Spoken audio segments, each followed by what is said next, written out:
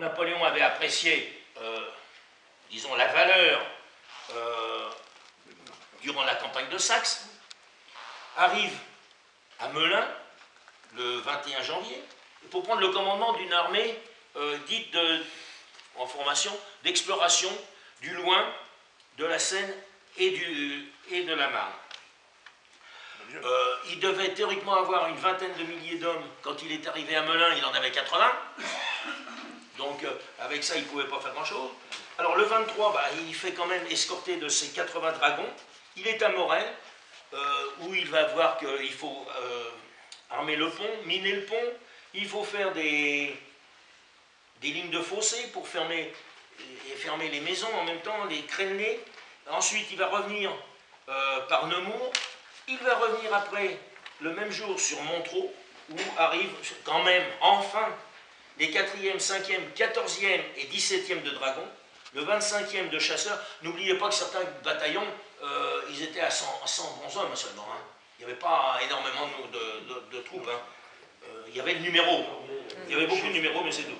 Et en plus, le 25e de chasseurs, dont les escadrons hors de réserve, ils sont encore en Espagne. Ne l'oublions pas. Une batterie d'artillerie à cheval qui arrive aussi.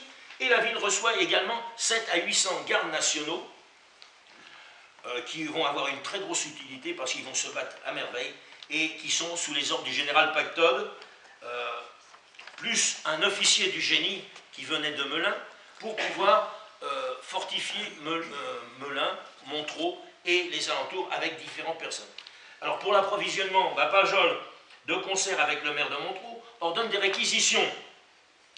Et il fait, pour utiliser quand même tout ça, 4000 bottes de foin, 150 sacs d'avoine, 120 sacs de farine et 30 vaches.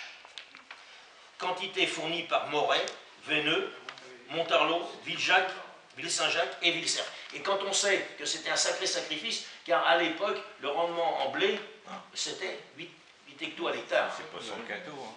Hein, c'était pas 100 quintaux comme maintenant. Hein.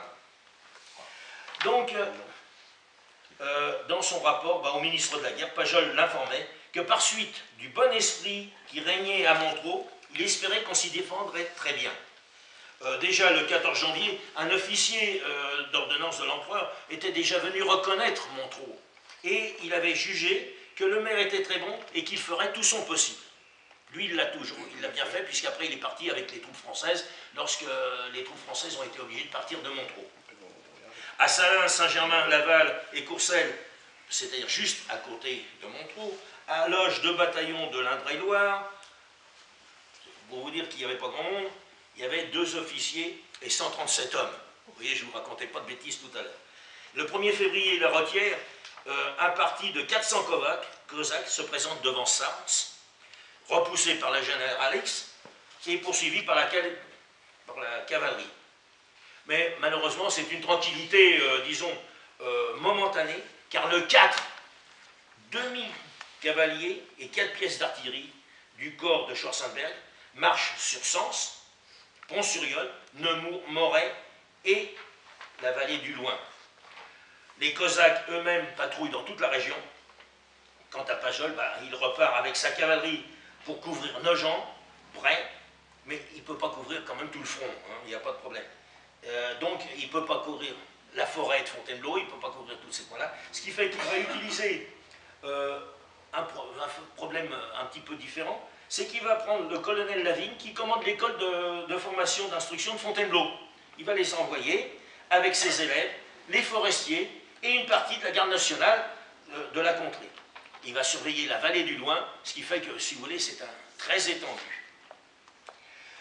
Sous les ordres de l'officier de génie, pendant ce temps-là, épongé sourcé, M. Eustache, qui s'appelle, l'ingénieur en chef, le lieutenant-colonel du Rivaux, ils vont mettre Montereau en état de défense. Donc, les 800 gardes nationaux vont être utilisés également à couvrir la ville d'obstacles de toute nature pour barrer les routes à l'ennemi. Alors, on vient du sud pour la plupart, donc il faut barrer les routes vers l'extérieur de Montereau. Vous avez vers Varennes. On fait créneler les maisons qui donnent sur l'extérieur et on clôture également.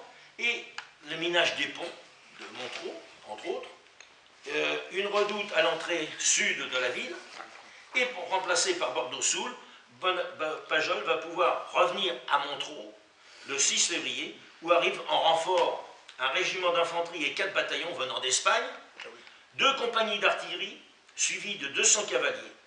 À cette date, Pajol a sous ses ordres à Montereau 460 chasseurs à cheval, 1400 hommes du régiment de Cherbourg, tous deux aux ordres du général Delord, tandis que le général Grouvel commandait une brigade de 466 dragons. Vous voyez, une brigade, ça fait pas beaucoup un homme. 3000 gardes nationaux sous Pactode, et puis un détachement de 506 gendarmes qui revenaient d'Espagne. Et c'est cela qui vous aurez, il y a le monument à Montereau. Il y avait le 3e hussard aussi là-dedans. Oh oui, mais les hussards, ils étaient... Il ne va pas être nombreux non plus. Je ne fais pas tout le détail. Hein. Non, ils sont quand ils étaient à Film. Et puis, en fait, il n'y en avait plus que 5 à la charge. Il n'y en avait plus que 5. Et une plaque. Oui. Et ces 506 gendarmes sont aux ordres du capitaine d'Outre. Ouais. Et tandis qu'à Nemours, tantôt à Pont et Montereau, sous Coët-Toquette, 358 hussards qui, eux, ont grenouillé sur toute la région. Alors, cette arrivée occasionna une forte réquisition de 90 vaches. Ah bah oui, il faut quand même faire nourrir. Et du camp de Montereau, dont les besoins étaient donc nécessaires.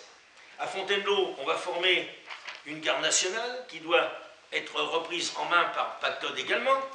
Et un employé du garde-meuble va faire enlever ce qui pourrait choquer ou attirer l'ennemi, et il va faire boucler les portes et les portes du palais et les portes des jardins. Pendant ce temps-là, à l'approche, c'est la panique chez les habitants de Fontainebleau, qui eux vont cacher, que ce soit la petite timbale en argent ou le grand service en vermeil des grandes bourgeoises, on va cacher tout ça. Ce qui fait que vous avez peut-être retrouvé des diamants, etc., dans la forêt de Fontainebleau. Je ne sais pas. Alors, de plus, Napoléon, qui ne voulait absolument pas que Ferdinand VII soit libéré par les ennemis, il le libère après avoir déjà libéré le pape à la fin janvier. Et du reste, il faut reconnaître que le pape, il l'a fait passer par une autre route que celle qui pouvait être la route des Alliés, et il arrivera à Rome en triomphant. Provins et Nogent sont submergés par le passage des troupes et de l'artillerie. 10 000 hommes à Nogent. La garde urbaine provinoise est organisée. On choisit Juris, qui est le fils du notaire, comme commandant de la garde. Il revêt son bel uniforme avec les graines d'épinards, le chapeau à grand bord, et il s'empressera il reçoit des piques par le maire qui avait reçu 2 chariots de piques pour former la défense. Et dès que les Cosaques arriveront au-dessus de Provins, juste au-dessus de Provins, au Filieu,